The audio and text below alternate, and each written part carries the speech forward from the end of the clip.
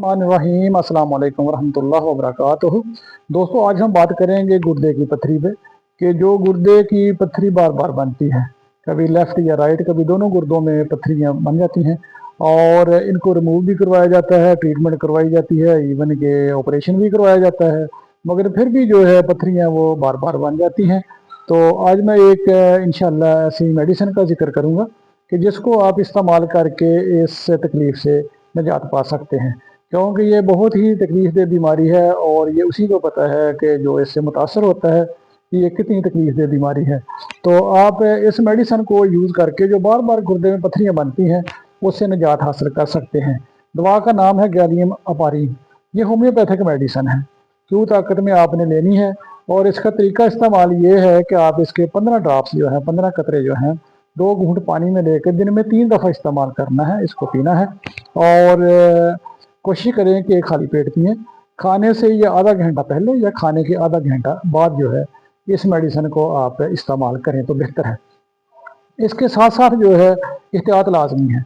अपनी डाइट जो है उस पर थोड़ा सा आपने वॉच करना है, उसको आपने अप डाउन करना है अपनी डाइट को, कि जो कुछ डाइट में ऐसी जो एलिमेंट्स हैं कि जो पथरी बनने का सबब बनती हैं, आप उनसे अपने आप को ज़रूर महफूज करें और एहतियात करें, जिनमें आलू, पालक और टमाटर वगैरह है। इस तरह की जो सब्ज़ियाँ हैं इनसे आप कोशिश करें कि थोड़ा सा अवॉइड करें। उसके साथ साथ आप लिक्विड चीज़ें जो है आपने ज़रूर इस्तेमाल करनी है। पानी का इंटेक ज़्यादा करना है और लस्सी, शरबत वगैरह जो है ये चीज़ें आपने ज़्यादा लेनी है। जूसेस इस्तेमाल करें लेकिन फ़्रेश, बाज़ार के या डब्बों वाले नहीं। बाज़ार में जो फ्रेश जूस मिलते हैं वो भी इस्तेमाल ना करें, जैसे गन्ने का रस वगैरह मिलता है, क्योंकि इनमें सैनिटेशन का काफ़ी जो है वो मसला होता है। ये आप इस्तेमाल ना करें, बल्कि घर में जो है वो आप जूस वगैरह इस्तेमाल कर सकते हैं। और इसके साथ फल ज़रूर इस्तेमाल करें। एक्सरसाइज का आपने ज़रूर बंदोबस्त करना है। वॉक वगैरह जो है, वॉक करते वक्त ये ज़रा एहतियात कीजिएगा कि चूँकि अभी सर्दी का मौसम है तो अपने आप को सर्दी से महफूज रखें।